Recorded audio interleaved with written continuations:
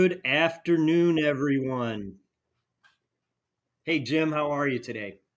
I'm doing good, Rob. Fired up, man. We got some good football coming up this week here, and the semis. And I got a couple. I got a couple basketball picks, some winners, some good thoughts on who I like in this game. These games coming up, but life is good.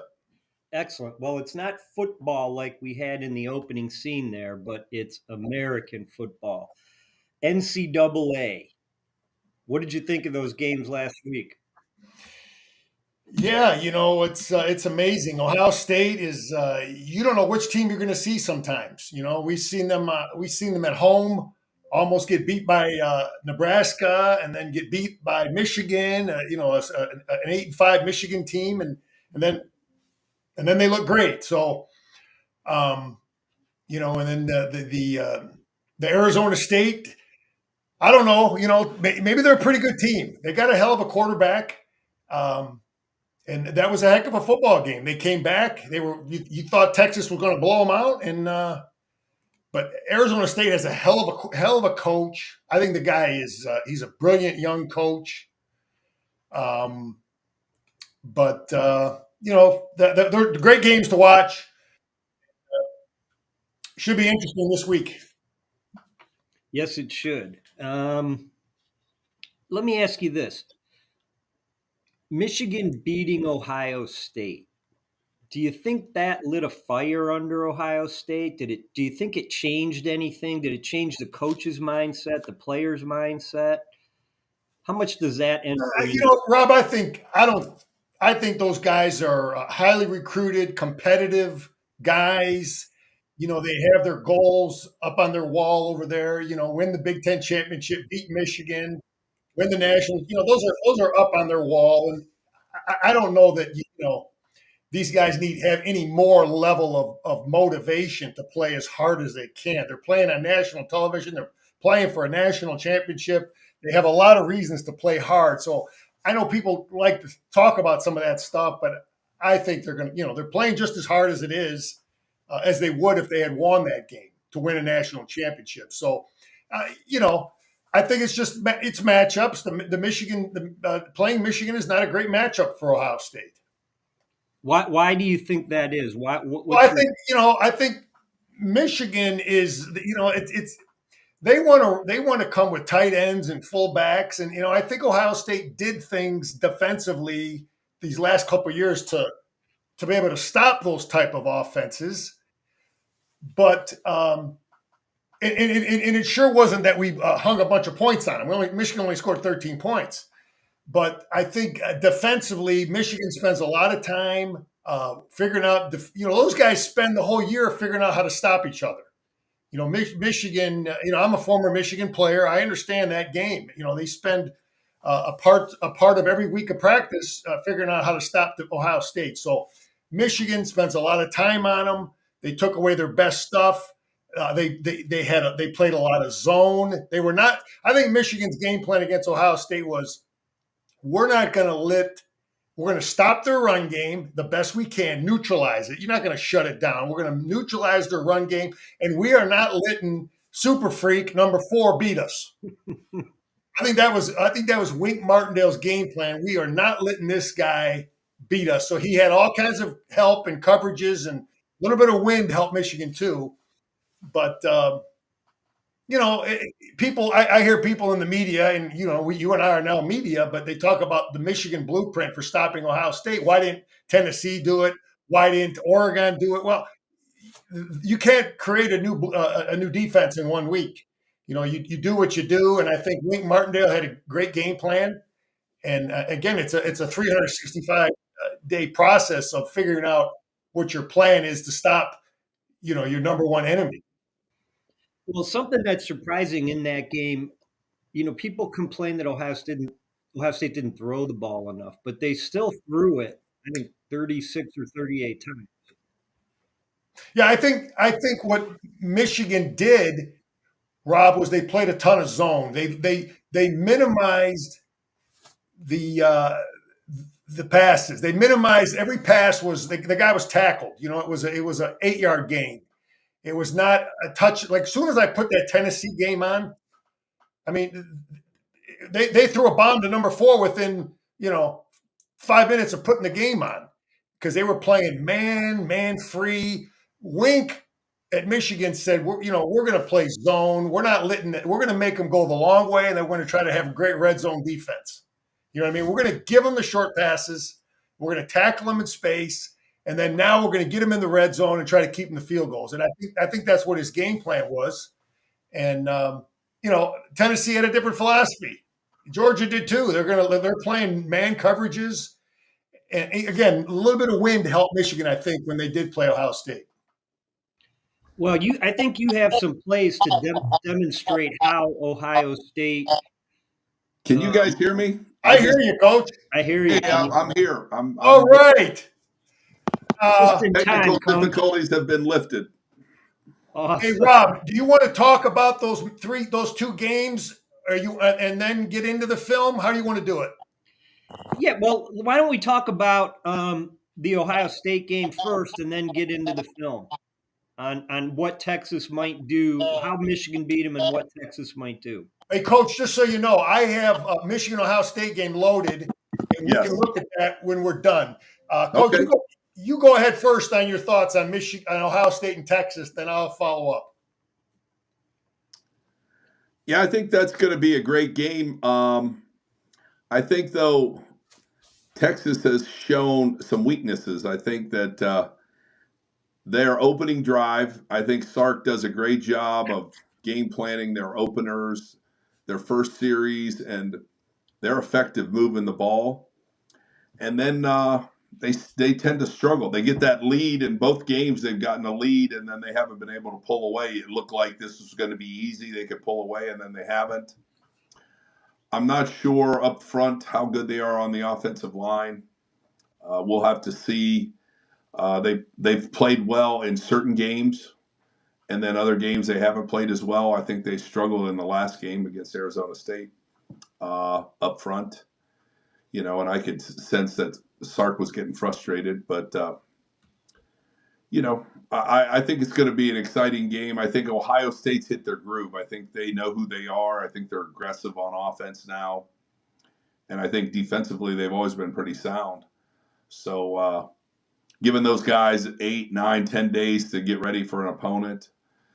I like the Ohio State right now. I do think that would be the team if I was picking. I'd pick and lean towards Ohio State. I think they have an extreme amount of confidence. I think their quarterback's very confident right now. I do think they've gotten their run game going. They didn't run the ball well against Michigan. I know you guys were talking about the Ohio State-Michigan game, and they did not run the ball well in that game. 16 carries for less than 2 yards in the run game in that particular contest. But anyway, I think they found some things they like in the run game. I think they've got their outside zone going. I think they'll be tough to stop. So I'm kind of favoring Ohio State. Coach, I think this will be interesting for you, and I apologize about that static. Ohio State's O-line's ability to handle extra rushers is 78, with a 9.2% blitz takedown sack rate. That's way below average. Is there a chance Texas can exploit that? There is. They've got to try to find matchups. They may have to move some people around on defense. They have to find the matchup they want. Is there a guy that they think's a weak link on Ohio State's offensive line that they could attack and then move around and work him and get him always in the man side of the protection? Because that's the key is you want to attack the man side of the protection. There's 2 parts to drop back protection. There's a man side and then there's a zone or slide side. And you really want to attack the man side and get the running back involved. So, or you have to throw hot, and not a lot of teams don't like to throw hot in critical pressure situations because it can, it's feast or famine. We'll see. I mean, I think that's a cumulative stat over the whole season for Ohio State. So, can they button it down in this game and get ready to go? But I think Texas would have to pressure more. I mean, I think they'll have to come after them and pressure. And then when you do, you usually play man coverage, and then playing man coverage against Ohio State's receivers is the Achilles heel for most teams. Can their fourth best DV play man-to-man coverage on the fourth best receiver at Ohio State? If they can, then they should blitz and play man. But that's usually the case, is their third and fourth best cover guys. Can they cover the third and fourth best cover guys of the opponent? And in this case, Ohio State's third and fourth best receivers are pretty good. And their number one receiver needs more than one person. They might need to combo him. So it's an interesting chess match, but I think I lean towards where I think Ohio State is mentally, and since they played Michigan, how they've played, they've stepped up. Well, Texas, their secondary is number one in yards per dropback, allowing only 4.1 yards per dropback. Interesting. That's an impressive stat. And they're third with a 5.2% interception rate.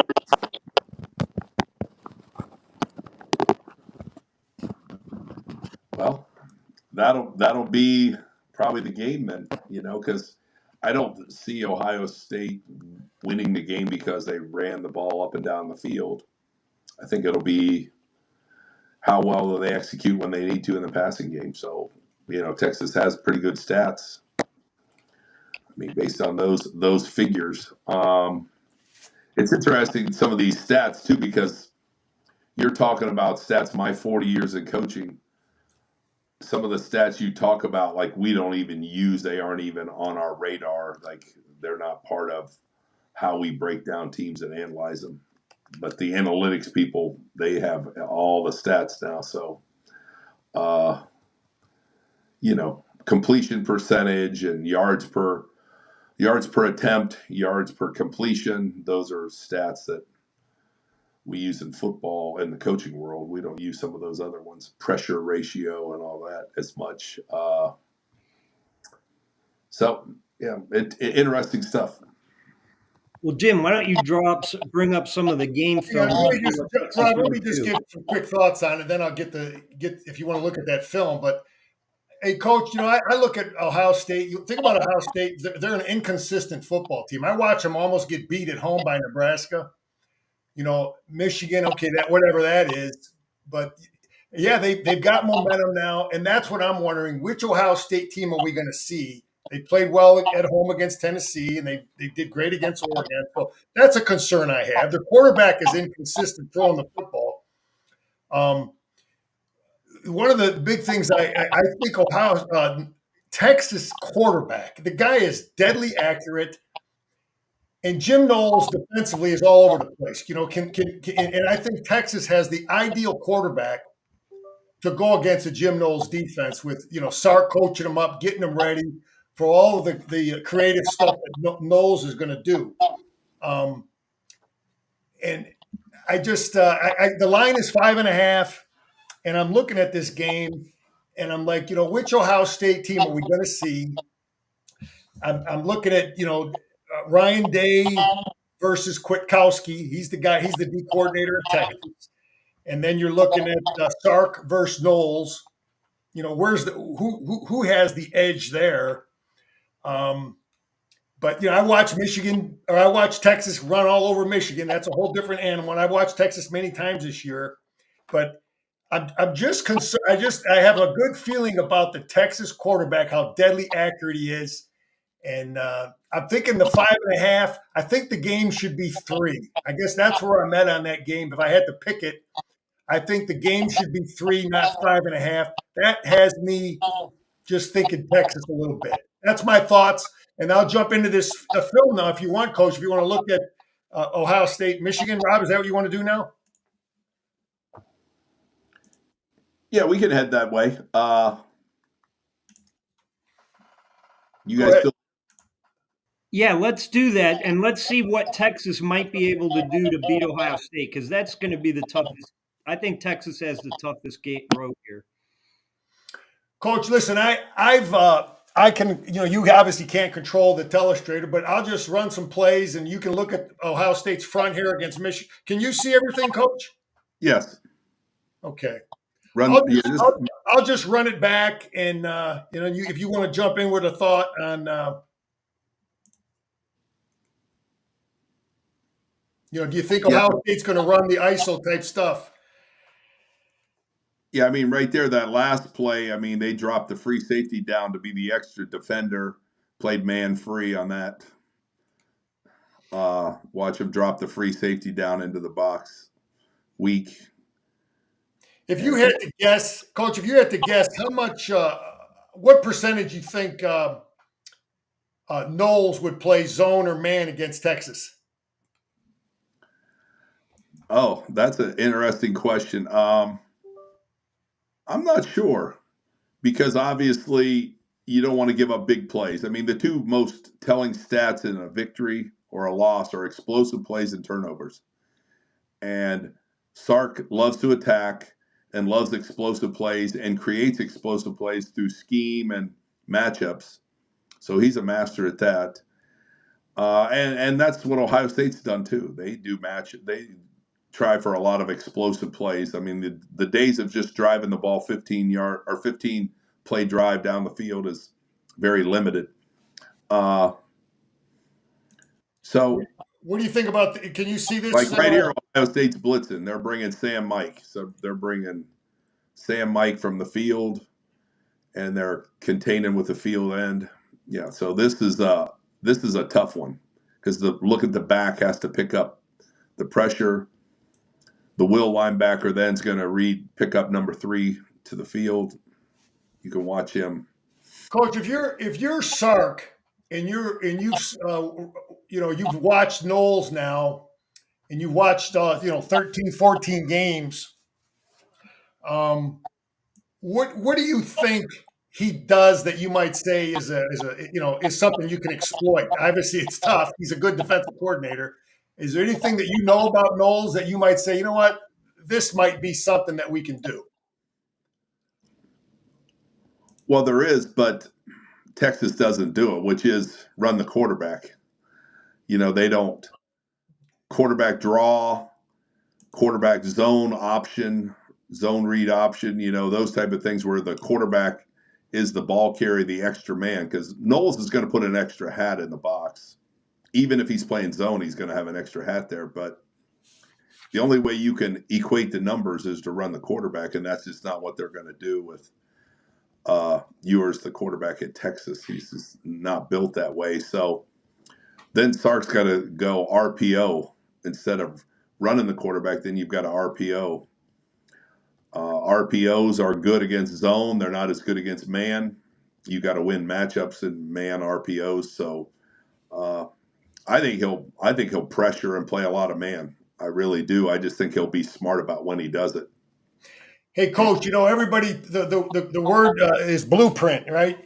Michigan Right. had a blueprint, and everybody says, what's the blueprint to stop Ohio State? And this is old school Michigan from way back in the '80s when I played. Just we're going to play zone, we're going to give them the short pass, and we're going to break on it, and then beat them in the red zone. And do you see Jim? Do you see the Texas coach doing these things to stop playing a lot of zone? Well, I think you get in the game and you get a feel too. I mean, you have a plan, but that plan is just until the ball's kicked off. And then the first series of the game, is your plan working? Who's controlling the line of scrimmage? Because the first thing either coach will want to know is, are we controlling the line of scrimmage? Can we protect with 5? Can we rush 4 and get to the quarterback? Do we need to bring more? You got to affect the quarterback. These quarterbacks are too good if you don't affect them. So they'll watch to see who's controlling the line of scrimmage and what they need to do to make the quarterback uncomfortable. Because, like you said, the quarterback at Texas, he's a great, accurate thrower, but you make him uncomfortable and get him off the spot a little bit. Now that changes everything. Uh, you make him scramble around, throw on the run, take off and go. That's probably not what he wants to do. So they'll just have to watch to see how the game unfolds early, and what do we need to do? Do we need to bring more pressure because our 4-man rush is not getting home? Do we Well, need to? interestingly, Coach, yours ranks toward the bottom in the average distance the ball throws in the air. It's only 7.8 yards, which is about 78 nationally.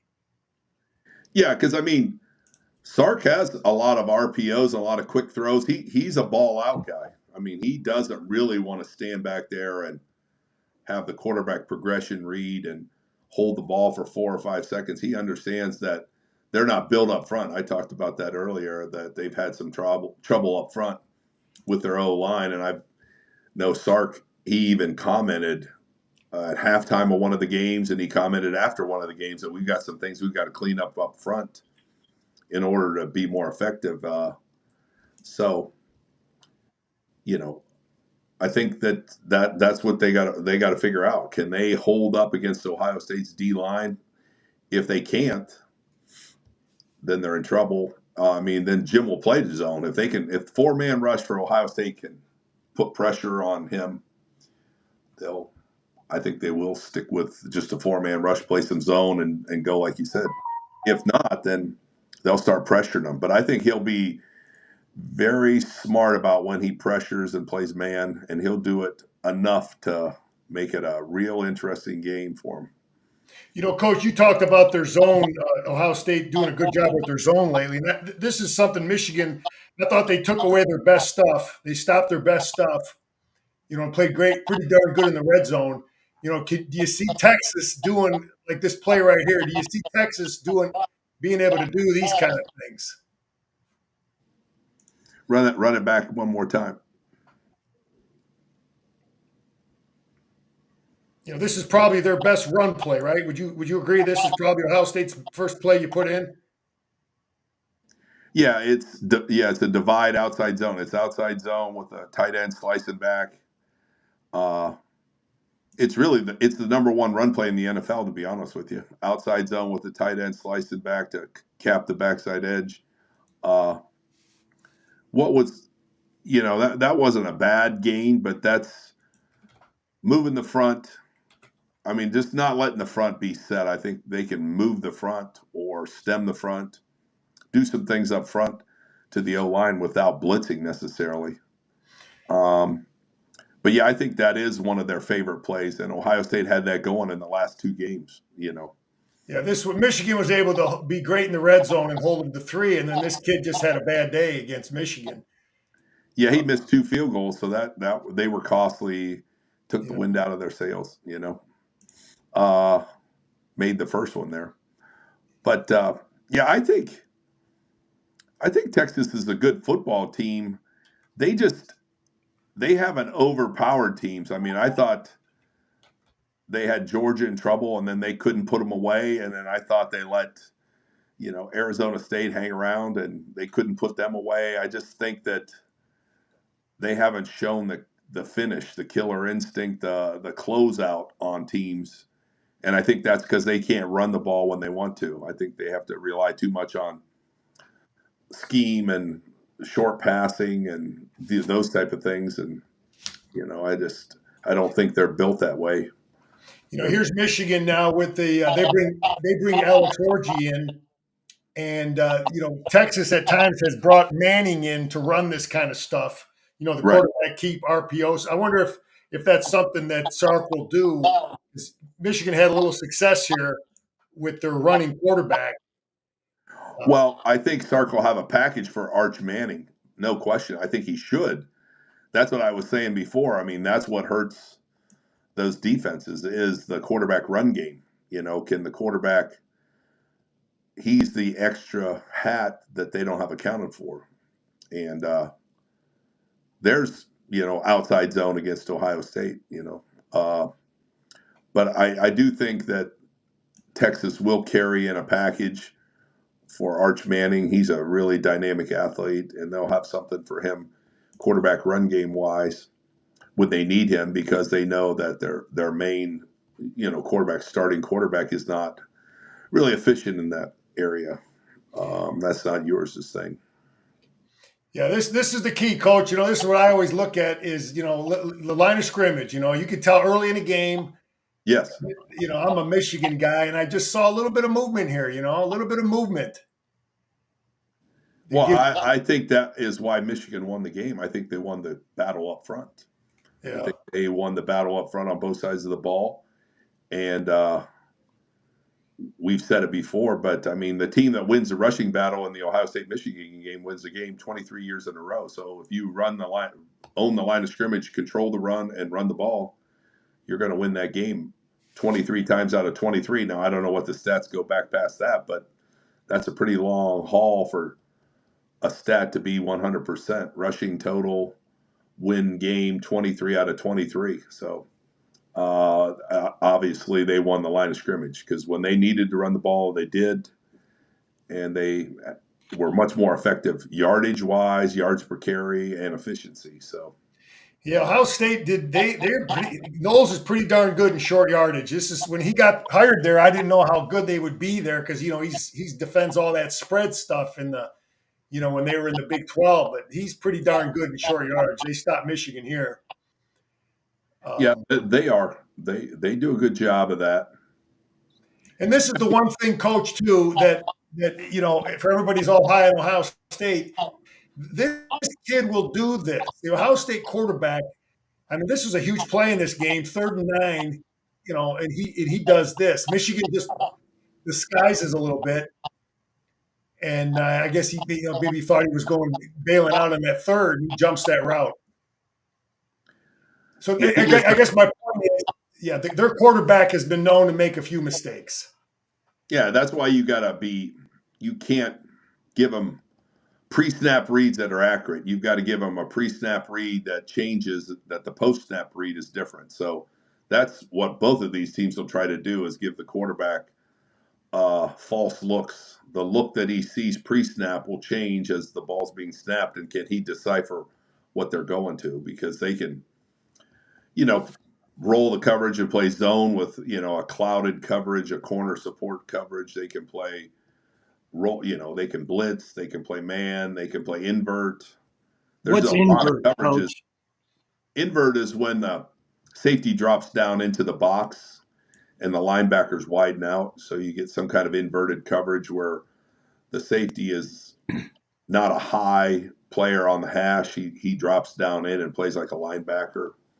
Um, Cloud coverage is when the corner is the primary support player and they roll the coverage to one side field or boundary. You can play 3 cloud to the boundary. You can play cloud to the field. That always throws quarterbacks for a loop. That's a tough look. And the clouds are Corner is the cloud guy. It just means that the corner is the primary support. He's rolled up in the flat and the safety's over top of him and they're playing thirds behind it usually.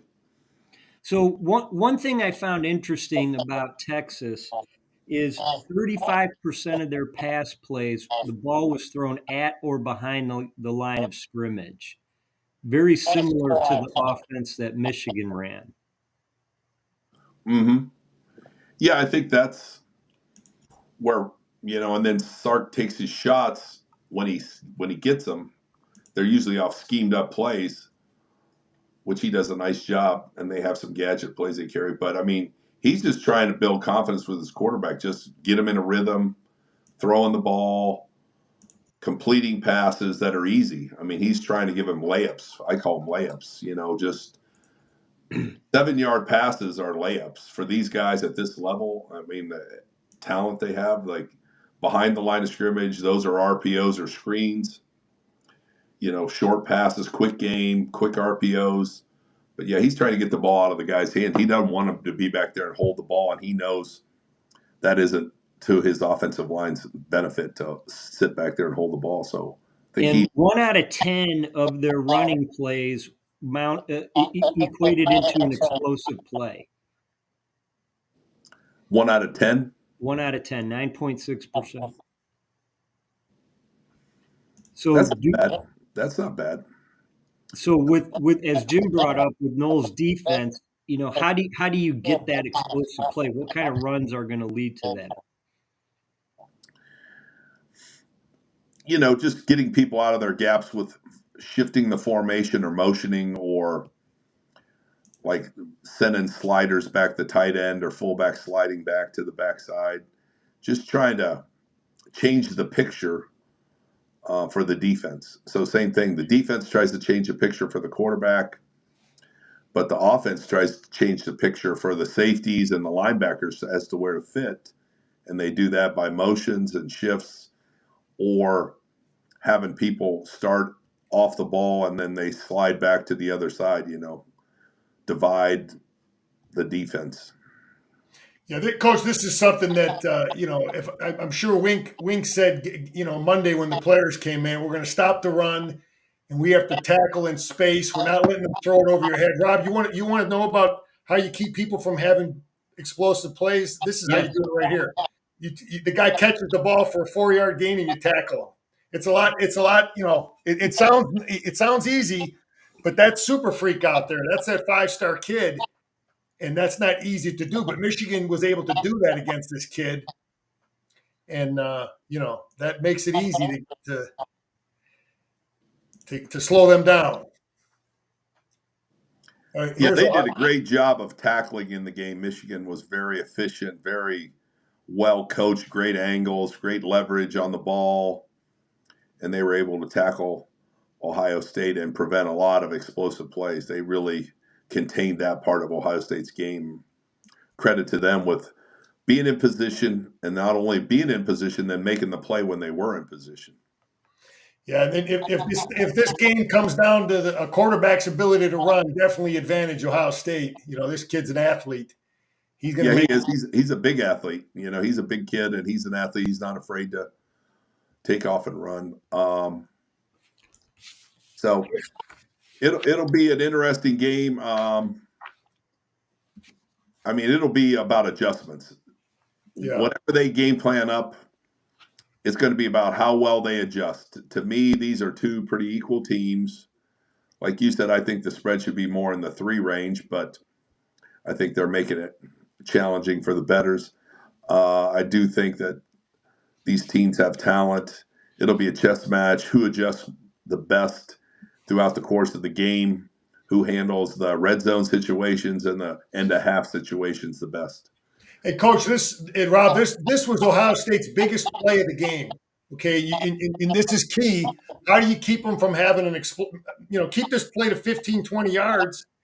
And, it's a screen. Michigan couldn't be in a worse defense. And, they limit it, though. They get them boxed in. It's not a touchdown. And I think that's crucial when you're trying to defend these great receivers that Ohio State has. Well, watch right there. Freeze it. How many white shirts are at the ball there? Even though that ball had a chance, did it really have a chance? Because when you let it roll and you freeze it right there, how many white shirts? They're all converging. There's another one coming as you let it roll. There'll be another one, and all of a sudden, here comes another one. So great pursuit and great effort angles by the Michigan defense there to contain a really good call by Ohio State, but they contained it to minimize the damage. Because, yeah, they're a good team. They're going to get some plays. But if you look at all these, you see a lot of white shirts around the ball. So that's a credit to good eyes on defense and great hustle and great angles. Coach, the game has changed. Coaches have gotten so smart. I started in this game 40 years ago and never left the field the whole game. These coaches they're playing bodies now. Everybody in that front for Michigan, all these guys will rotate. All 22 players will come out of the game. It's a different mentality.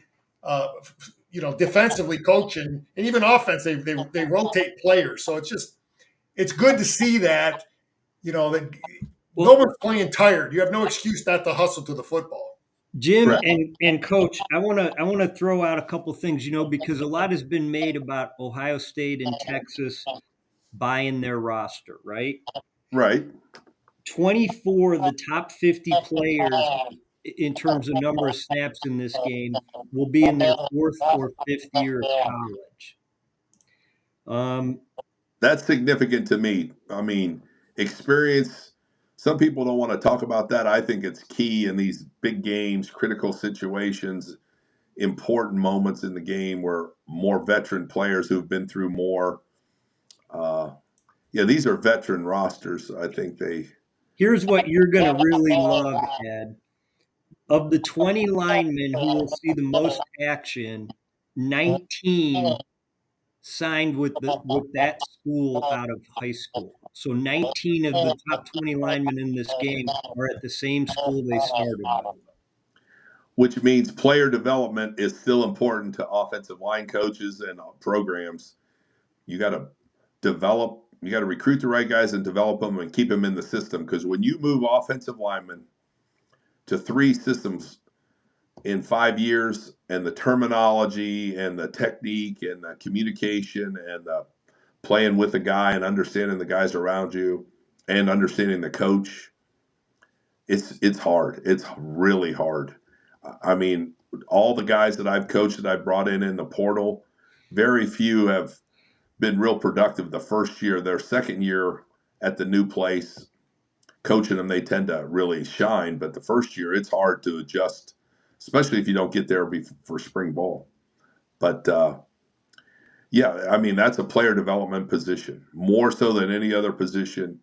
Get the guys you want, develop them out of high school, keep them in the same system, and then you learn what they can do and they learn your system. And because it's way more complicated up front than anybody wants to imagine. And the numbers even higher in the Notre Dame Penn State game.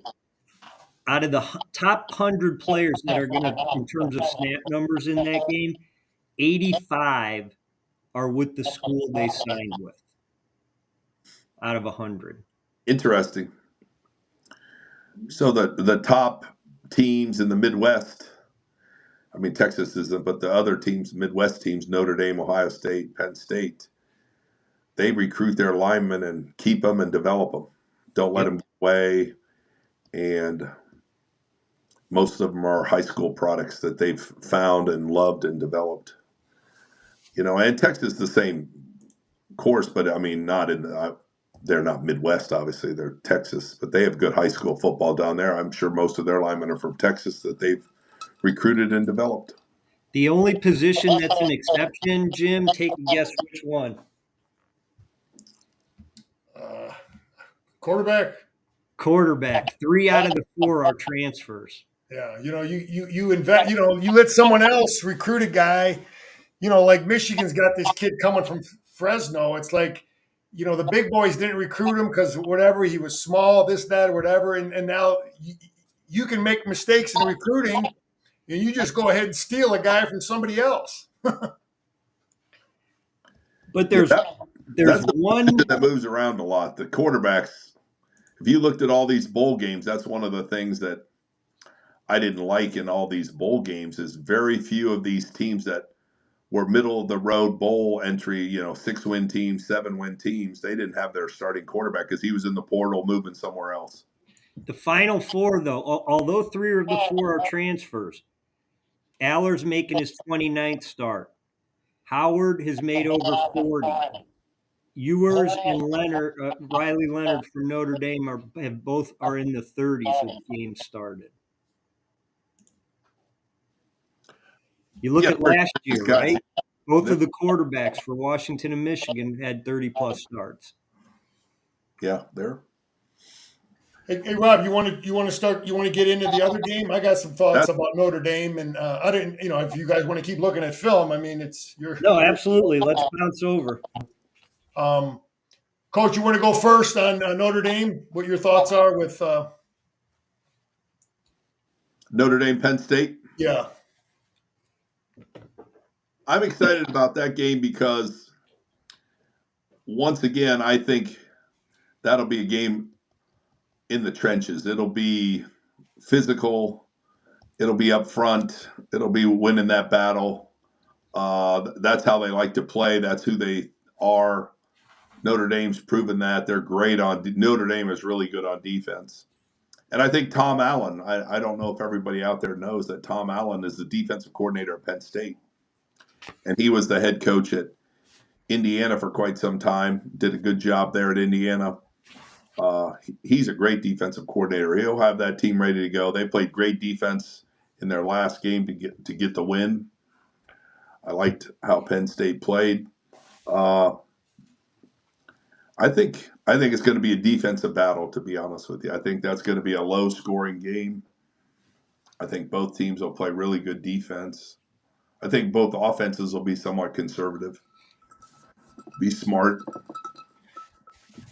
Yeah. Excuse My me. my thing I Riley make. Leonard is the key. Can you stop the quarterback run? If you want Yeah, to, you're right, Coach. That's exactly how I see it. It's like, okay, who's got a better offensive line? It almost looks like a push. I really like Notre Dame's recruiting and some of the size of some of those kids.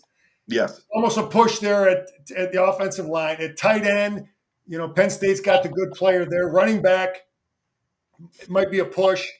But and then defensively, I like two things about Notre Dame where I looked at the coaches, everything, and I thought it was damn near a push in every position except I like Tom Allen. I love the guy. I think he's a great coach too. He had the Indiana job, which was probably the toughest job in the country the last 10, being in that east side of the Big Ten. But I I give a slight edge to Al Golden, and I think the quarterback's ability to run for Notre Dame.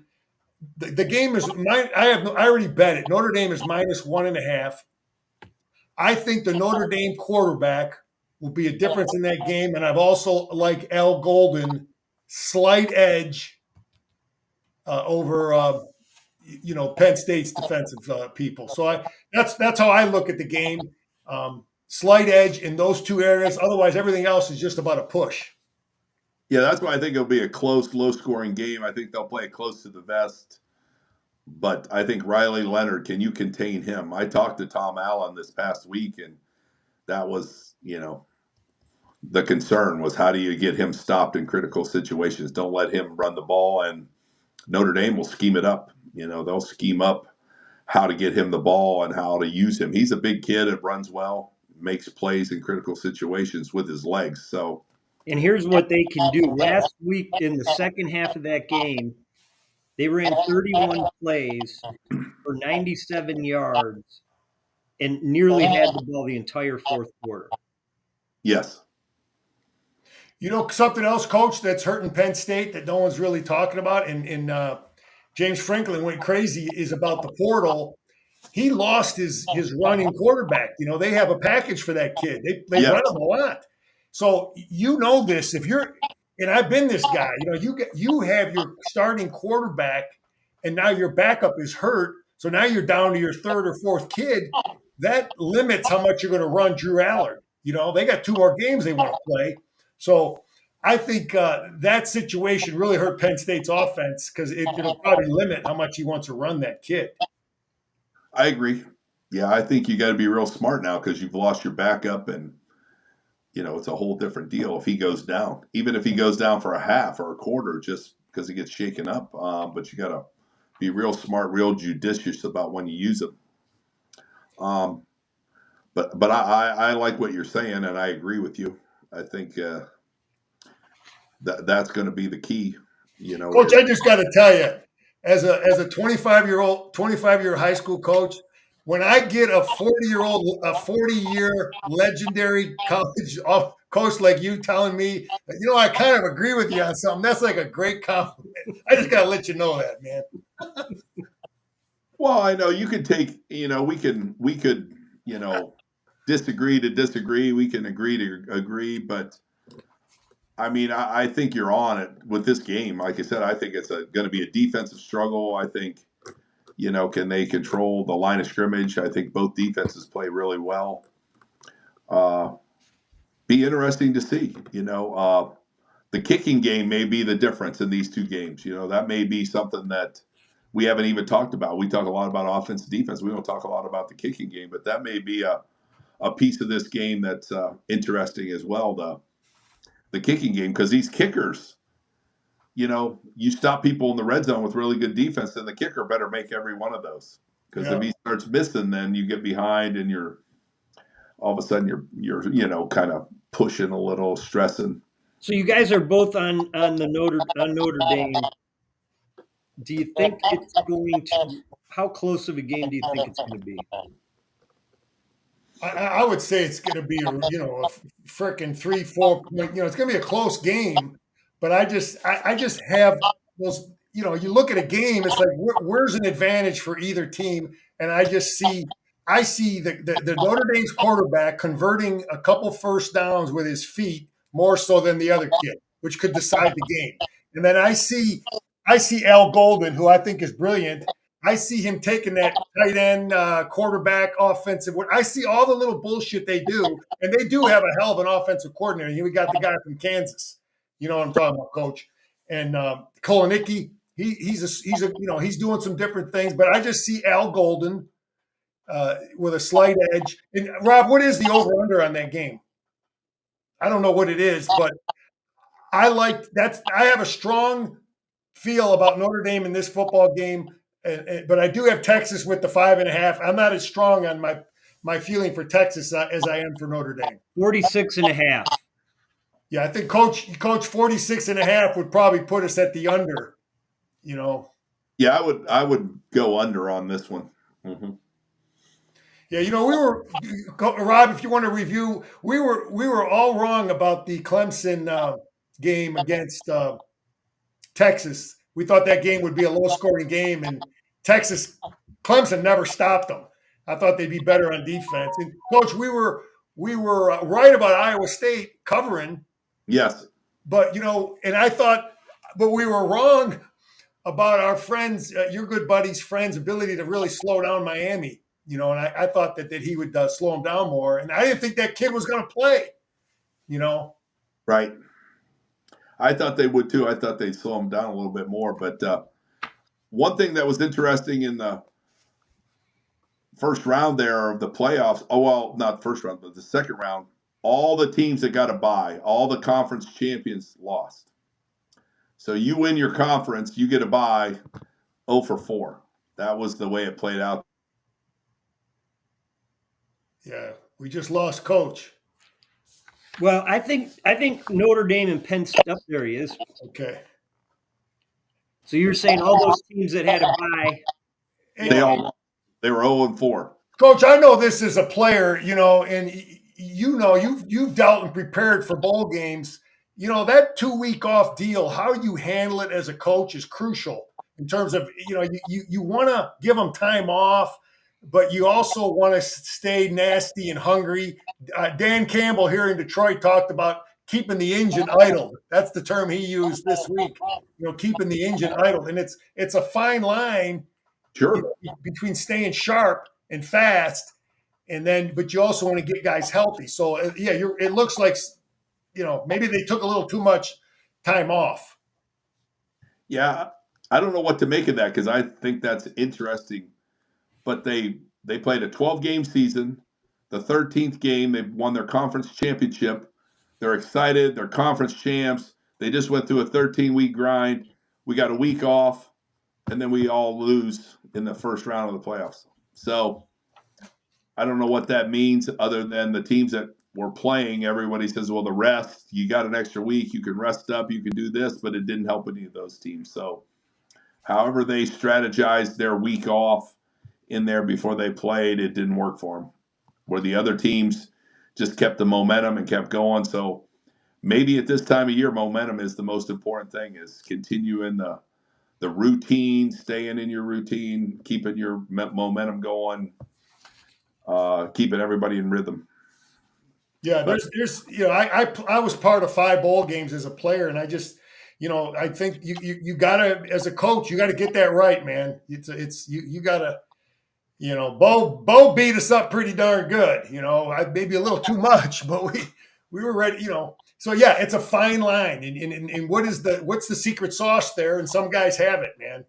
Yeah. Or maybe the recipe is make sure you recruit and develop your line, and go out and get the best quarterback you can.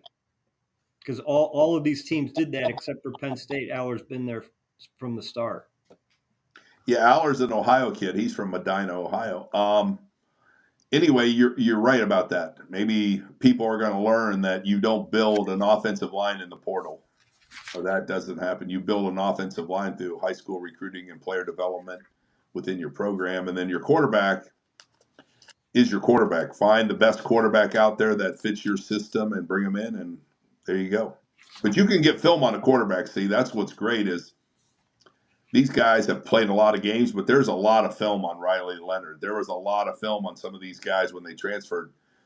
I mean, the quarterback for Ohio State, he played 2 years at K-State. There's a lot of film on him to watch him play. And so Ryan Day and Chip Kelly handpicked him from Kansas State. Notre Dame handpicked Riley.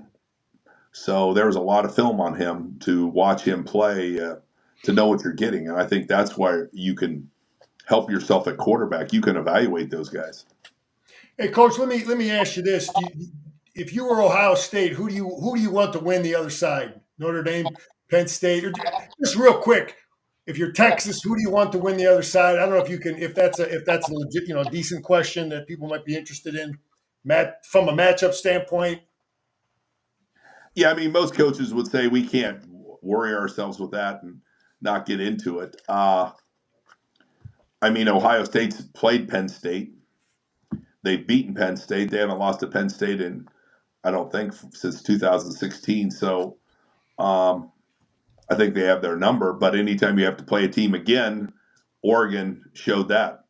Oregon beat Ohio State, and then when they played them again, they got blown out. So I think the advantage would go to Penn State if they played Ohio State. Coach, I'm a 25-year high school coach, and we have our playoff, our system, similar to what college is. You rank your district 1 through 4, blah blah blah, whatever. And sometimes you get matched up with a team who's the lowest team, but that's the last team you want to play. Correct. Matchups matter. It's not a good matchup. This is a suggestion I would have if I was on that committee. Coach, think about this. If you're Oregon and you're the number 1 seed, how about this? This is the Scarcelli plan. I like it. You get to pick which games which winner you're going to get. You get to pick of the other, the 4 pre games, whatever the hell they want to call them. That there'd be a pecking order. That the number 1 seed would get to pick, and then the 2 seed would get to pick. But opposed to, if I'm Oregon, the last team I want to play is Ohio State. That's the last team I want to play. I thought they got the shaft there, but that's my proposal. What do you think about that? I think it makes sense, but I don't think they would ever do that. I don't think that, because then you would be stoking the fire that they picked us because they think they can beat us. So, I mean, you'd make bulletin board material as soon as you pick. Okay, we have the pick. We get to pick all yous. It's like when you pick your teammate and pick up basketball, and you pick your teammates in any kind of, pick up. Oh, so I'm not good enough for you. Oh, you want to play us. So I think that would be fascinating, but I think the committee would hate to give up that control that they have, right? Yeah, they wouldn't want to give up their rankings, because then their rankings don't matter. Because right now, everybody has a say in this. So conference champions get a bye. That didn't work out, but they still give the conference champions a bye, so that winning your conference matters. And then the rankings matter after that. And so there's all kinds of pieces involved in this. I don't think anybody wants to give that up. Let me throw something else out there about the conference champion. Ohio State got an extra home game, didn't they, by not winning the conference championship? Yes. How much was that worth? Quite a bit, because those first round home games, those weren't 50-50 gates. I found out Ohio State only gave 3,500 tickets to Tennessee. Tennessee had to scalp them from Ohio State fans to get them, or buy them from ticket brokers. But that setup was the same as it was for any home road game in season. Like Ohio State got the gate, and they got they gave 3,500 tickets to Tennessee is what I was told. And then the rest of those tickets Tennessee picked up on the market, where all the ticket brokers bought them off of all the Ohio State fans who were season ticket holders, whatnot. Maybe weren't going to be around for the holiday, didn't think they'd be hosting a home game, and so they gave up. In addition to keeping that engine going, they got a nice payday along with it. Yeah, the universities did. Yeah, I mean, there's so much money at stake in this whole thing. That's what drives it. I mean, geez, think about Coach, guys, another thing that I thought was not coincidence. I don't think it was coincidence that a team like Penn State, who played in a championship game, they got everybody that played in a championship game played someone else who played in a championship game. You follow me? Yes. I didn't think about that. Oh, wait a minute. I'm trying to do the math. I saw that it all matched up. Everybody that had a bye played someone else that had had a week off, like Oregon and Ohio State. Oh no, it was the first round. It was the first round games where it all matched up. Yes. Anyway, it was just something. I don't think that was coincidence either. That it was all pretty similar there. Rob, listen, I gotta break out here in a minute. I'm gonna give you one. I do a little basketball too, and I've done pretty good. I had Iowa the other night at home last night, -4.5. I got lucky as hell. The game went overtime, and I won that one. But and I had Oklahoma State -2.5. I like basketball teams, certain ones that have legitimate home court advantages when they're only -2, 3. Yep. Oklahoma State has a serious home court, and the people get after it. So I was 2-0 yesterday, but there's a game I like tonight. I like Seton Hall. They have a legitimate fan base. They're -2.5, 3 at home against a DePaul team that I don't think they're very good. I saw DePaul play a couple times this year. Anyway, I'm versatile. I pick winners, football, basketball. I'm all over the place, Coach. So just want to throw that out. I love it. Hey, listen, man, you guys have a great week. Got some great football. A pleasure talking with you guys, and we'll do it again, man. Sounds good, Jim. Appreciate you. All right. Happy New Year to you, Jim. We'll see you. All right, man. See you, Jim. All right. So what else do you want to discuss here? Well, I think, I was up late last night watching the UCLA Michigan basketball game, and Steve, Oh, yeah. hopefully you have that clip that we could show. This clip we're going to show with Mickey Cronin, The UCLA coach, yeah. just dumbfounded me. I mean, let's watch it and then let's talk about it. Can you cue that up for us, sir?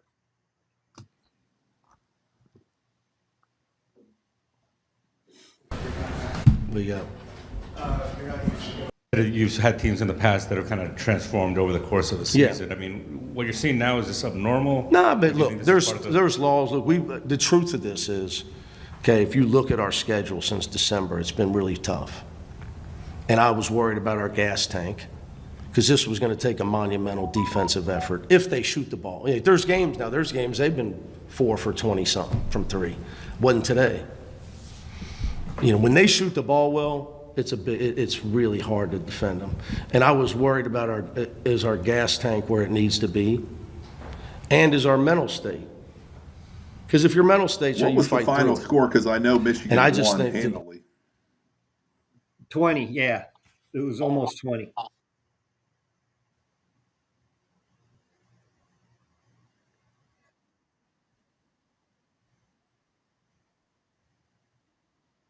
Yeah, thanks, Stephen.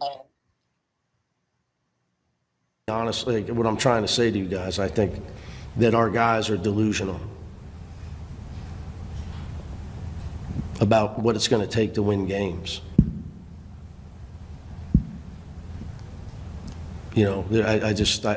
That's why we had a film session, so we think, well, we just lost a Nebraska game, tough game, ball didn't go in.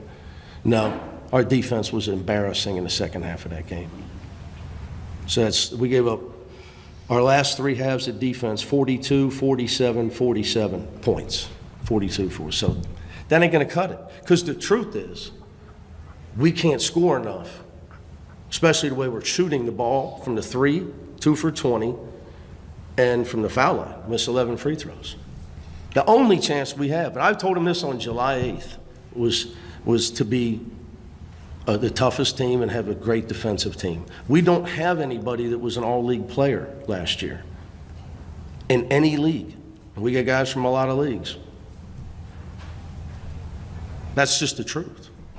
Mick, what did you say at halftime, though? Because you guys did come out on that 18-4 run, get the lead for the first time, and then go into Probably that. can't say it in here, to be honest with you. Not having much success But, here, are we? But Something look, you can turned for only them. challenge. Why should I have to challenge your manhood? And you know, why should I have to challenge your manhood and your character and your toughness? Why should I have to do that? I mean, look, you can only do that. So that's what I'm trying to say. You can only do that so much. And right now, I don't have a player, is what I was trying to say. I don't have, like, Dem Bona last year would have been going crazy. The year before, Tiger and Jaime and David, for a couple of years. We don't have that guy. Coach, you said you're the toughest and the most motivated guy in the room, and you said you can't be that. What do you feel like it's going to take for guys to get motivated and inspired to play hard? You ever, you look young to me. You ever seen The Wizard of Oz? Yeah. Some guys need to go see The Wizard. Well, I used to hoop, used to play, take the bus, line, all that. Some guys need to go see The Wizard.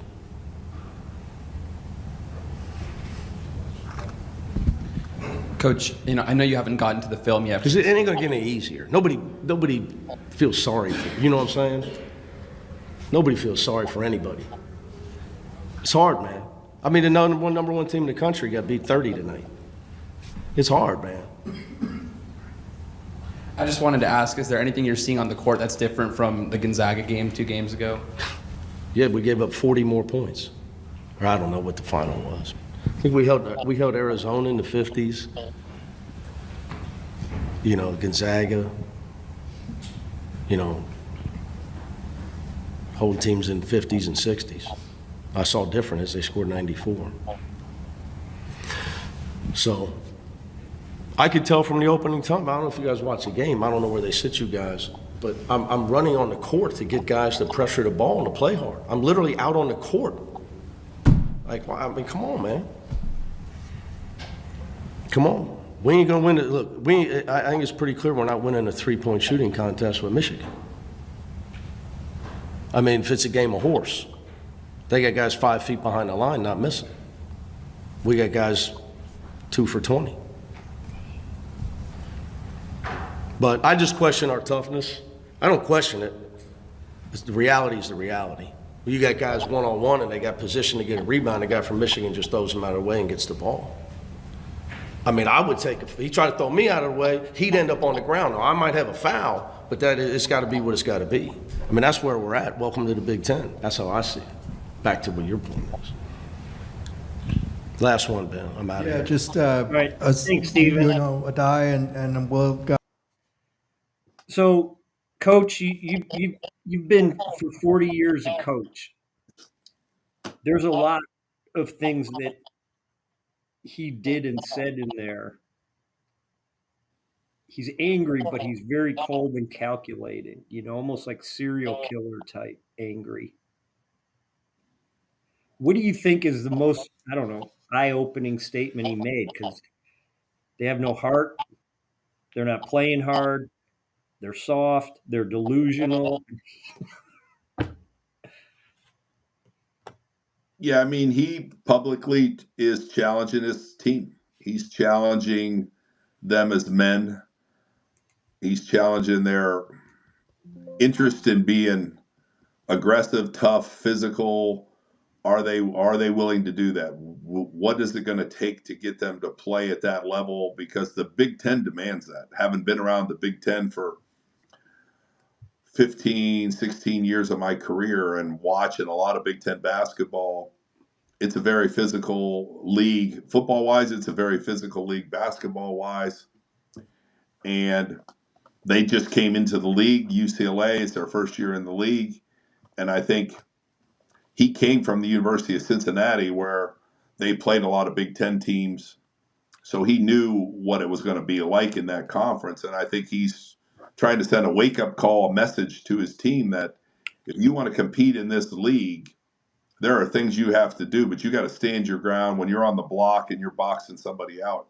You've got to hold your ground. You've got to be physical. If they try to take your position, you can't let them do that. Even if you get a foul, so be it.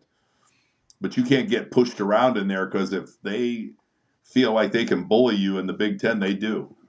And most of the teams that win the Big Ten are very, very physical. I mean, that's Izzo's always had physical teams up at Michigan State. I mean, Purdue has physical teams. I mean, the teams, Wisconsin used to have physical teams. The teams that have consistently been good in that conference were very physical. And I think he's challenging his guys into that they have to play a new style, a new brand of ball in this conference, or they're not going to be competitive. And he's trying to give him a wake-up call, and he's trying to make it public. And he was making it personal because he was mentioning names of players that he wasn't happy with their physicality. So it was a public team meeting, so to speak. Yeah, and the frustration level must be extremely high because he also went back to July 8th. I told him this on July 8th, and I'm sure he told him every day since then. Yeah, that what they were getting ready to get into, because then most people don't listen. They have to experience it on their own. They have to have the scars to prove it. But yeah, I think he's always prided himself as a coach on having a physical team, a good defensive team, a team that plays hard. And I think he's really upset and a little embarrassed as a coach that that's the product they're putting out there right now. They're not showing those traits that have always been part of the DNA of Cronin's teams. And so I think he's really, really challenging them. Yeah, and To, what, 4 of the past 5 years, they have 3 Sweet 16s and a Final Four. right. So So they have been very competitive through going through a different route, going through the Pac-12 at that time to make it, deep into the playoffs or, deep into the NCAA tournament. Now he's just trying to get them to get through the Big Ten regular season, because they're right in the heart of. I mean, this is dead middle of the Big Ten season, January, February. They're going to have to play another 12, 14 games probably in the Big Ten. And a lot of the fan base is very upset over the way he handled it. How do you think? I mean, it's hard without being sure that involved. there's a lot of people that would question those tactics that he used. He was frustrated. He was upset about his team's performance. He's trying to, he sees a pattern here of the way they're playing that isn't going to lead to a lot of Big Ten success if they don't change their ways. And he's trying to challenge guys. Who wants to accept this challenge? I'm sure there's a lot of people that, they want you to do it a different way, but you can't do that in the NBA, obviously.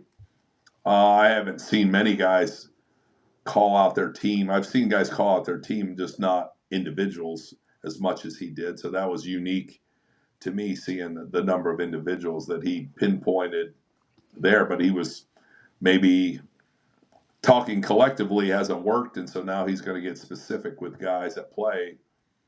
You're not playing physical enough for the standards we need to be successful. So interesting approach, a non-traditional approach, something that isn't everyday mainstream in coaching. And maybe he feels like this is the only way he can get this team ignited. Well, it was when I saw that, it was reminiscent of Bobby Knight. Without the yelling, without the demonstrative, high, loud voice and the body language and all that. But it was unique, like you said, in terms of how, adamant he was about the standards and that they weren't playing up to the standards and that they needed to change. And he wasn't afraid to, call out names. But Yep. yeah, that's definitely an old school, because, I mean, Coach Cronin's an old school guy and believes in things that, like I said, that old school coaches. Bob Huggins comes to mind. like you said, Bob Knight. But I mean, Coach Izzo coaches a very aggressive, physical style of basketball, and he doesn't tolerate playing unphysical, playing soft, to use his words. He doesn't tolerate that. But the really good teams don't. I mean, the really good teams are UConn. It's won back-to-back championships, and I promise you, Coach Hurley's hard on those guys at practice. Now, he even says it all the time. I mean, the way they coach at practice, they coach them like it's football at practice. So, but I've never heard him quite get like that on live mic to the media. So that's like I said, a different approach. Yeah, it was that. What struck me was the fact that it was naming names in specific instances. Yeah, that tends to be more something you might do in a team meeting, watching the film with them. Right. And pointing out that this player right here, this is not acceptable. This player right here, this is not acceptable. More so than doing it in that forum. So I wanted to ask you a question to switch tacks again. We talked about the portal. Yeah.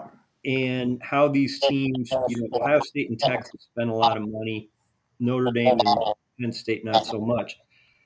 But we were talking earlier in the week about why it's taking so long to get things completed and why schools are behind the eight ball. And you explained some things about the admission process. Well, one of the things that the NCAA has rules that we're to follow in recruiting, time periods that you're allowed to recruit, things you're allowed to do in those time periods. And right now, you could be in a dead period, but you might be visiting portal kids on your campus because there's an exception to the dead period in recruiting. And that exception is these kids that are in the portal can visit your campus so they can make a decision before school starts, because a lot of people have school starting this coming Monday, and a lot of the colleges. So you want to get those guys there for the first week of school. Sometimes you could sneak them in a couple of days late, but after the first week of school, you really aren't allowed to admit a lot of kids. Not many schools allow admission into a school after the semester starts. After the first week, at least nowhere I've ever been, after the first week of the semester would they allow a kid in. So you're up against timelines to get these kids in school and get them on your campus, but you're also working against NCAA periods, dead periods. So there's exceptions for these kids to visit them. But here's the thing that people don't understand is we want to visit this kid January the 2nd. Who's working on a college campus January 2nd? What students are on campus or January 3rd? So you're bringing a kid in to visit a campus that's barren. There's not a soul there. They're on winter break. So they don't see the student body. They don't see the social life. They don't see the campus, how that works. All the buildings are locked down. They're all closed. I mean, and what about the admissions? There's nobody there to work them to get. The admissions people that are on the admissions committee aren't around. So you're having Zoom meetings with people on admissions committee. One's in California on vacation. One's in the Caribbean. One's seeing their family in Canada. One's in, Omaha visiting mom and dad. And all of a sudden they're having Zoom meetings with these people that are on the admissions committee because they're not required to be, on campus or near campus, or the semester hasn't started, but they have got to make decisions about these kids and get them admitted. And not only the admissions committee, but the people that do the prep work to present it to the admissions committee, the compliance office. All right. And then you have to, when you bring these kids on campus, you need your strength staff there. What about the kids coming to campus and he doesn't meet with anybody from academics? Well, there's no one from academics on campus. They're not in school. He doesn't go to the library. He doesn't go to the student rec center. He doesn't go to there's just so much going on in college football between Christmas and the second week of January. And that's usually when colleges shut down. They shut down about a week before Christmas and they start up about 2 weeks after the new year. So that month is usually a a pretty dead period at a college campus. And it's always been a dead period for the NCAA too. And now they're having to change that to get alignment with the NCAA rules and recruiting and so on and so forth. So it's really been challenging because not every school can get that thing going. It's complicated. Is Stanford, is Notre Dame willing to change their admissions process because of a portal recruiting? If they don't, then their football programs could lose out on quality recruits because they don't want to go through the process that they go through to bring them in. And how are teams that are still playing right now, how are they affected? And then that's the other piece. So you have these teams now that are going through, it's Christmas break, we're going through portal recruiting, and at the same time, we're playing games in the college football playoff trying to win a national championship. So you could have a kid visit your campus that's in the portal, and he comes to practice, but from 7 a.m. till the end of practice, maybe say practice ends at 3:00, you're focused on your team and coaching the guys that you need to coach. And then from 3:00 till dinner time, you spend with the recruit, and then he's on his own or with a host. And then you go back to game planning for the next day's practice and the rest of the week. So, they're not spending a lot of time with these kids. And part of these visits is for you to get to know the kid and the kid to get to know you, and you feel each other out and see if it's a good fit. But the time doesn't allow that, especially if you're playing. If you're Ohio State, Notre Dame, and you're trying to do, that's why they have these recruiting departments. But the position coaches want to be involved because you want to be involved in who you bring into your program. So it's a very interesting time. It's a very, very busy time. I feel for these coaches. They really get very little downtime during the holidays. No one cares. No one feels sorry for them, but you should. They work their butts off. They're all working 18 hours a day. And they're not working 18 hours a day just sitting around chilling. They're working their hair's on fire for 18 hours a day trying to keep up with what they have to do and put a good product on the field and bring quality kids in that want to play next year. And what about the kids that are at Ohio State? That do they have to weigh playing in the playoffs versus transferring? Well, yeah, that's the other piece. There's a lot of kids that are on these teams that are still playing that aren't in the portal. Because if they went in the portal, they wouldn't be a part of this process. So they may not go in the portal, and then the portal doesn't open up again until May 1st or the end of April there. I'm not sure the date right off the top of my head, but I think it was last year. It was like May 1st. So they may just wait to go. They may want to stay on the team and be a part of this national championship run because they've been there for a couple years, but in their mind, they're going in the portal, and then they delay their portal entry because if they're not in the portal by now, they can't transfer. So they had to go in the portal by December 28th. Well, if your team's still playing in the college football playoffs and you go in the portal on the 28th, then you're off the team, you lose your scholarship, and you're not going on any of these trips. So if you want to be a part of that process, and if you do want to transfer, but you want to be a part of the process, then you just wait until May to do it. And you go through the motions through spring ball, and then you transfer in May. So, yeah, it's very the portal and the transfer and the continuation of play and bringing these kids in to visit. And it's very, very, very complicated. And no one has a set format on how to do it because it's all new. It's not like, well, we've been doing this for 8 years. We know how to handle these situations. This is new for everybody. Well, it's clearly not designed from the player's perspective or from the coach's perspective because for all the reasons you just enumerated. Yeah, because there's two different entities. What's in the best interest of the player?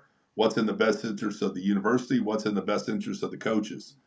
Those three things aren't meshed together. It's hard to find common ground in what's best for the university, what's best for the coaching staff, and then what's best for the players that are currently playing. But the portal and NIL was set up to benefit the players. That doesn't benefit the coaches. There's no benefit to coaches and institutions of that other than if you can find better players in the portal and buy them with better NIL packages than somebody else. But that's made our lives more complicated institutionally and coaching staff wise. Is the NIL and the portal? It benefits the players, and I'm not saying they don't deserve that. They do deserve what they get. It's made it more complicated. Gotcha. Well, let me change sports altogether and throw something at you. Okay. The Cleveland Cavaliers are off to a historic start. There's only 8 teams in the history that have achieved a 31-4 start. Yet until tonight, when they play Oklahoma City, no one is talking about them. It seems they're still third, maybe fourth in odds makers to win the NBA. Just curious if you have a thought on that. Well, number one, it isn't getting a lot of play. I can tell you that it's not getting a lot of play. So you don't hear about that story as much as you should. That's a phenomenal run. It's great for the city of Cleveland, great for their organization. But it means they've got some chemistry. They've got some things going. They're obviously healthy. They're confident. They're in a rhythm. They believe in each other. But that's a pretty big sample size. That's 35 games into their season, and they've 31-4 is pretty impressive. Like you said, not many teams have done that. I would venture to say that most of those teams that have done that, started like that, have gone pretty deep into the playoffs, which the Cavaliers haven't done as of late. It's been a while. I'm happy to see that, being that I'm from Northeast Ohio. So, I mean, I'm always happy to see Cleveland playing at Well, that level. you mentioned chemistry, and it was nice to read after the Cavs hired Coach Atkinson. He met with Donovan Mitchell, the superstar of the Cavs, right? Uh-huh. And Coach asked Mitchell how they could get better. How did they take the next step? And Mitchell said that you don't know how good Evan Mobley is. And Mitchell has said his main focus was to step back and let other guys be the scorer and take the game over. And you don't hear many superstars say that. You don't. You're right. You don't hear many people willing to share the spotlight, willing to share the credit, willing to share the basketball in this case. That's uncommon. But I think it speaks volumes to the team. First of all, that Mitchell comes out and tells the coach that. And that speaks volume to his understanding of what it's going to take for them to be successful, and his unselfishness to be successful. He's not worried about his stats as much as he's worried about how do we bring this team along. I think also these guys all understand they can't carry teams. One man cannot carry a team. LeBron didn't carry those teams by himself single-handedly. I mean, Michael Jordan didn't carry those teams single-handedly. Kareem Abdul-Jabbar didn't. Magic Johnson didn't. Every one of those teams had multiple elite players. They have at least 2 stars and some really good role players. And so he was trying to, let his coach know, like, we need to get this other guy playing at superstar level so that if I'm having a bad day, we can still win games. If I'm not scoring, if they take me out of the game with whatever defensive scheme they come up with, somebody else can carry the load. And that's great awareness by him to bring it up. I mean, I think that's what's going on with, Jimmy Butler in Miami. We've all heard about Jimmy Butler. I mean, they've been to Final Fours and, played, everything. It's not Final Fours, but final championships, right? I know what you mean. And Jimmy Butler wants out now because he's frustrated that he's the guy who has to carry that team every night. And I'm lived down there, and I've been to a bunch of Miami Heat games, and he is. If he doesn't score 35, they're not winning a lot of games. And that's hard to go out there knowing every night that you got to carry that team without anybody of the superstar level to help you. And I think he's upset that they haven't picked up that second piece to help him. And so he wants out. He wants to move on before his career ends, go somewhere we can win more titles. Yep, and after Mitchell said he was stepping back, allowing himself to step back, he then added that that's what it takes for the team to get to the next level. Yeah, that these other guys, not what I don't need to grow as much as we need other guys to grow. So how do we give them the ability to grow, to develop their game, showcase their game, be confident to play their game? That's great awareness by him. That's pretty good. Not many people in today's society think like that, but that's why they're probably where they are. That he's given up the idea that everybody knows I'm a pretty good player. Everybody knows I'm going to show up and play my butt off. But we got to get other guys to do that too, and I'm willing to help them whatever way it is. And he wants to win above all else. Right. So I'll take 8 less shots a game for somebody else to take them, or 10 less shots a game, or I'll play 5 less minutes, 10 less minutes, whatever it takes to get other guys involved. Because the more guys, but if you look at all these teams that win in championships, it's not a one-man show. There's lots of stars on these teams, and even the football, they have multiple stars. They always talk about the quarterback, but they all have side pieces that are really good. Good running backs, good receivers, great defense line, whatever it is. They have multiple pieces. So, you want to spend a couple minutes on the NFL? What? You want to spend a couple minutes on the NFL? Let's talk about the NFL. It's getting crunch time there. The regular season just ended, right? They just finished their 272 games have led us to this point. And it was interesting, the 17-game schedule. People don't realize that they played an extra game. So there was an 18-week schedule with 17 games and 1 bye for every team. So they extended that a little bit. And now we have our playoff teams. So, road favorites in the playoffs have won 73.1% of the games straight up. Against the spread, 56%. Mm-hmm. So we got 2 road favorites this first weekend. I think you know the guy that coaches the Chargers. Jim Harbaugh, yeah. 3-point favorites over Texas. Well, that's what they need to do. They were in the playoffs 2 years ago, the Chargers, and then they fell back and they made a coaching change. They hired Jim. Jim stabilized that situation. He's come in and made them a much more physical team. They have a good combination of running the ball and being physical up front. They have a great quarterback.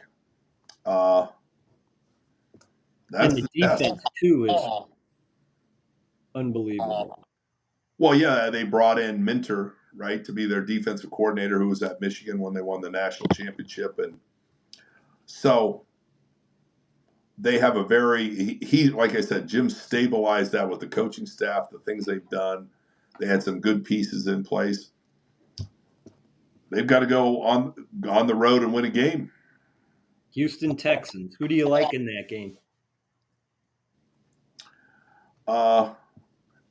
Interesting, because I have liked the Texans. I like their coach. I think he does a good job. I think he's done a real good job there. I like his demeanor. But I'm going to go with the Chargers. I think the Chargers, this is their moment. If they want to prove that they're really a contender, they've got to go win a playoff game. And I think they know that. I think Jim has a unique way of motivating players, especially he'll have that team ready to play. They'll be motivated. They won't be tight. They won't be afraid. They won't be nervous. He has a veteran coaching staff. I mean, his offensive coordinator has coached in Super Bowls before. His offensive coordinator was with him at San Francisco, and then his offensive coordinator was with his brother, John, and coached there for many years. So he's a veteran guy. He'll do a great job having the offense ready. Like you said, Minter is a really good young coach. He's got great people around him. They'll have the defense ready. So they're going to go on the road. They're going to go into a hostile environment. I don't like to root against, or I'm not rooting against Houston, but I just think that because I've always liked the Texans and I like what they're doing, but I think the Chargers are going to go in there and get one. Straight up or with the points? What's the spread? 2.5. I'm sorry. I'd say, yeah, with the points. Yeah. 2.5. They're going to win by a field goal or more. Chargers. So I'm just gonna read some names off. Guy Chamberlain coached the NFL back in the 22 to 27. 78% winning rate. John Madden, 76%. Vince Lombardi, 74. George Allen, 71. And guess who is next? Jim Harbaugh at 70% in the NFL. That's their career winning percentage in the NFL. Those are the highest winning percentages of NFL coaches.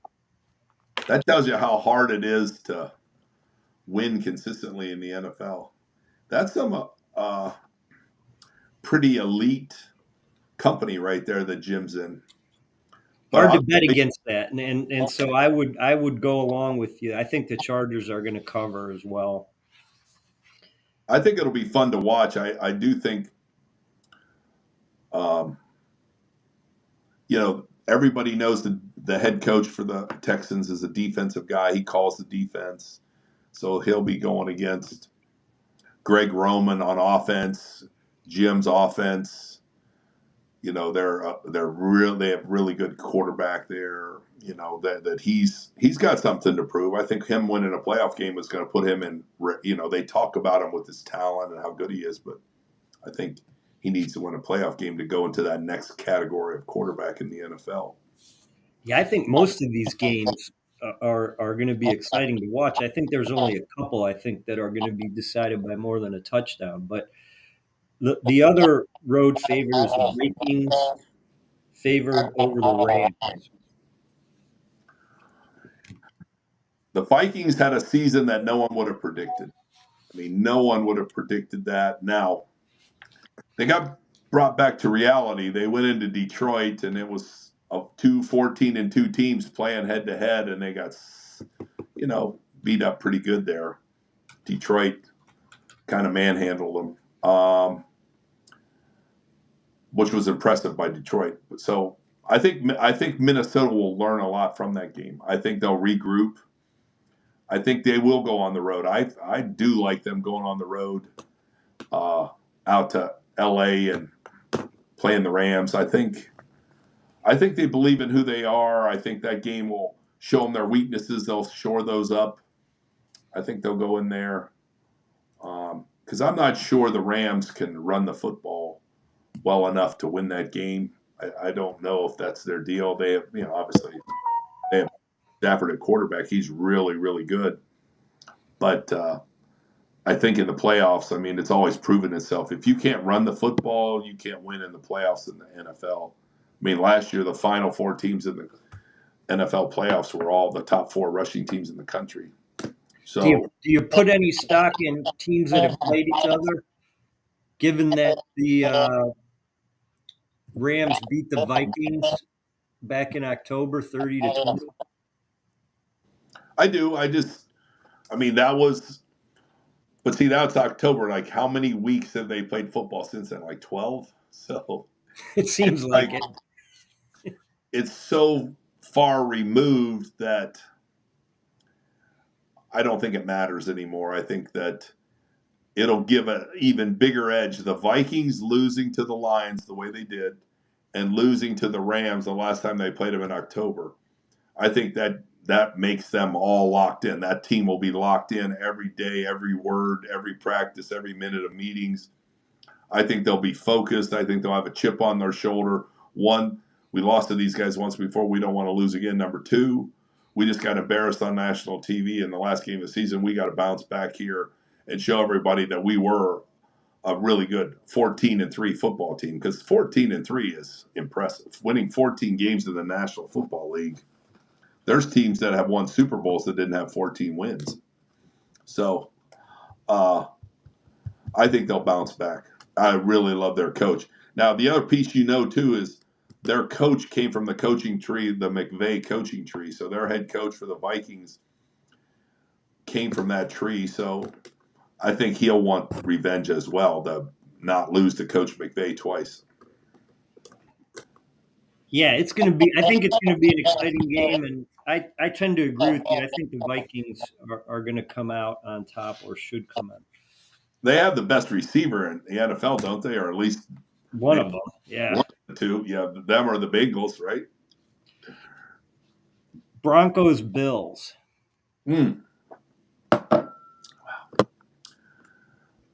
Sean Payton coaching up those Denver Broncos. They had an easy win last week. They had an easy win last week against the Chiefs. The Chiefs didn't play like 11 of their 22 starters, and the Denver Broncos just jumped out on them and got them. I don't know if that does anything to help the Broncos or not. I mean, but it is what it is. But if Josh Allen wants to cement his name as one of the all-time greats, he needs to take his team to the Super Bowl.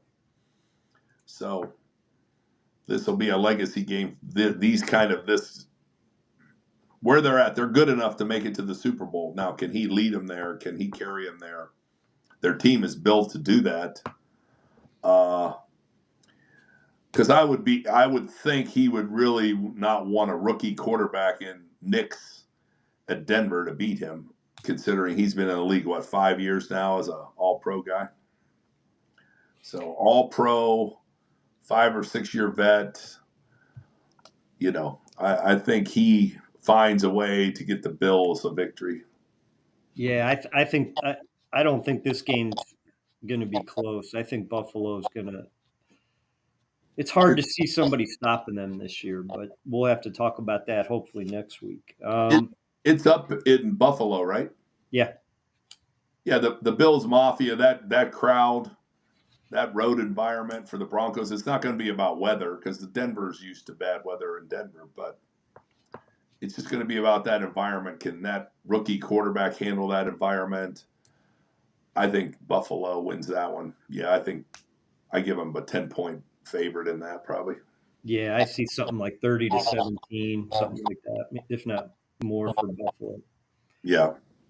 Pittsburgh, Baltimore, an AFC North showdown. It depends on where you go. You can get 9.5 or 10 for the Steelers. It's interesting because the Steelers seem to have had the number for Baltimore over the years here.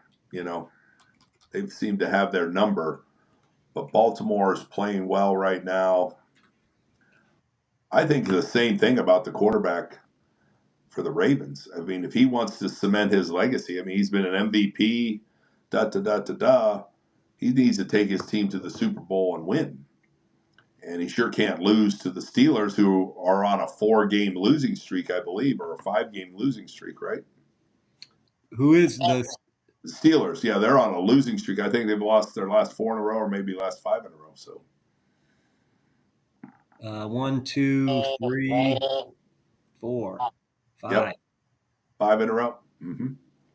So they're not playing very well right now. They can't be confident.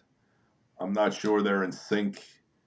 So, I mean, I definitely give the Baltimore the advantage. I just think they'll. Here are the Steelers' point totals, those 5 games: 17, 10, 17, 13, 14. Well, I think there's a lot going on at Pittsburgh right now, because they're talking about the quarterback. They signed him to a 1-year deal. Are they going to bring him back? He's not played well. They haven't moved the ball offensively. They've been very, vanilla, very benign here these last 4 or 5 games, and the quarterback hasn't played well. Russell hasn't really led them to what they wanted. They brought him in there to do. He looked good early. So now there's a lot of talk. What are we going to do with him? Are we going to re-sign him? So they're in contract negotiations and talking to him about re-signing him, or are they not going to sign him, or are they going to wait to see if he can win a playoff game, or what's – I don't know. I just think there's too much going on there, and the down spiral that they've had here at the end of the season. And I think Baltimore's going to win this game by as much as they want to win it by. Yeah, I think this is – and I never say this about NFL, but it's probably a 2-touchdown game. Or pretty close. Yeah, I agree. Green Bay, Philadelphia. Whoa. Yeah. The thing I don't know is the injury report. Is Jalen back, the quarterback? I don't – that's a good question. That's the injury. The factor there is him, because he's a difference maker for him. He's always been – he can always run the quarterback sneak. They've always converted thirds and fourth down, short yardage conversions with their sneak package with him. So if Jalen's playing, I'm for sure Eagles all the way.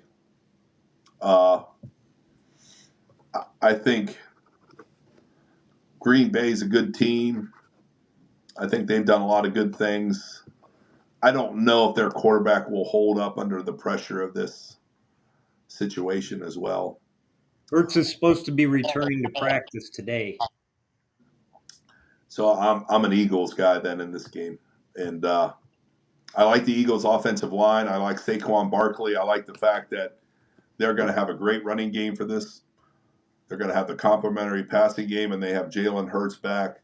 That they won't run him unless they have to, but he probably can't get a concussion doing the quarterback sneaks that they do. But any short yardage, they're undefeated in the 3rd and 1, 4th and 1. They're going to go for it. 3rd and 2, 4th and 2. They haven't been stopped doing that. So with him in there, that's always a great – knowing you have 4 downs as a play caller. Yeah, I think this is going to be a close game. I do agree with you that Eagles win. Since we have to make predictions, I'm going to take Green Bay with the points. What is the points? 4.5. Ooh. I'll take the Eagles against the spread. Yeah, I think they'll show up and show out. I think the Eagles' O-line run game with Saquon, they rested him. Now, that was something. He could have set the NFL rushing record last week, but they didn't play him. That shows you how unselfish of a kid he is, that he could be guaranteed first ballot Hall of Famer, being the all-time leading rusher in a single season. And he said, I'm going to rest this game. I don't want anything to happen. I want to get charged up for the playoffs. Says a lot about that kid. He's a great kid. Played at Penn State, as a matter of fact. Yep. So the Commanders versus the Buccaneers. And this one's, to me, is like throwing a dart. I could argue both ways. The Commanders are getting 3. That's interesting. I've been really excited about Baker Mayfield this year. I've been really excited about what he's done. I love to see the resurgence of his career. So I hate to say I'm rooting for him, but I do have a little bit of emotional that I would like to see him have success, continued success. Yeah, I think it's Tampa's turn. I think it's their time. I still think the quarterback for the Commanders is really good. He's just young. I think now his legs save him a lot. I mean, the quarterback run game for him has been important. But I think it's all new territory for the Commanders. I think Tampa Bay will surge through, and so I'll take Tampa Bay in the points. Yeah, I don't. Like I said, I don't have a strong opinion one way or the other. I do think it's going to be a close game, and am actually excited about watching the NFL playoffs this year because I think a lot of the matchups are awesome. I'm interested in Mike Evans and Baker Mayfield going to work see what they can do, because last week Mike Evans broke a record or tied a record, Jerry Rice record, so that's impressive. 11 straight 1,000-yard seasons for Mike Evans. And Baker's won a national championship, so I believe, didn't he? Yep. Let me ask you, I got a question. You're in Kansas City right now, right? Yes, sir. It's freezing here. Are people still excited about the Chiefs, or is it kind of like, yeah, we're in it again? Of course, I mean, No, they're not excited. They're nuts. They are nuts here about the Chiefs. You can't, if you went and bought gas and went in to get a lottery ticket and you said something of negative getting a lottery ticket at the gas station about the Chiefs, you might not make it out to your car. I mean, these people love their Chiefs. well, that's funny They should. because when the Heat were in the finals, when I was living down there, you wouldn't know it. No. Cities like Kansas City, Cleveland, Pittsburgh, every bar would have a sign, go Chiefs, whatever. And Miami, nothing. No, every person has a Chiefs flag out. I mean, it was 0 yesterday. Last night it was 0, wind chill -5. It was like up to 12 degrees today. There's 16 inches of snow on the ground. I came out here to visit my 2 daughters. My daughters live out here. So, yeah, they're nuts. They loved it. There were talk shows today out here about their defensive coordinator being up for head jobs with the Jets, head jobs with the Saints. And there were people on talk shows trying to convince him that he shouldn't even think about looking at head coaching opportunities because this is the greatest job you'll ever have. This is the greatest place ever. We're going to pay you as much as it takes. It's not about the money. It's about being at the right place at the right time and a great fit. Like, there are people lobbying him not to, Spagnola's his name, Coach Spags, not to go interview for any of these jobs. That's amazing. I mean, that was literally 2 different talk shows I listened to today. There were people on there, the hosts of the shows, not fans. These are talk show hosts talking about why he should stay in Kansas City and not go take the Jets job or that, whatever. But Well, Coach, any final words before Steven kicks us off? no, I mean, we had maybe the greatest weekend of football coming up here. I mean, I don't know if it'll play out that way, but when you look at college football playoffs, Thursday night, Friday night, and you got the NFL games coming up. I mean, these next 4 days, 5 days of football, college and NFL, are going to be unbelievable. So I hate to tell wives and children, you're not going to see your dad much because he's going to have every TV on. He's going to have his feet up. He's probably going to have a few in the fridge ready to go. But, yeah, there'll be some bad eating habits and a lot of yelling and screaming and a lot of football being watched here over the next few days. And I want to be a part of that too. So Awesome. Excited to see it. Appreciate you, Ed. Appreciate you, Steven, for working the controls. Sorry about the little static on my mic. I'll have to get that fixed. Yeah, it's been great to be with you. Happy New Year. We'll look forward to it, and have a good rest of the week. All right. Stay warm out there, brother. Okay, you too. All right. Bye-bye.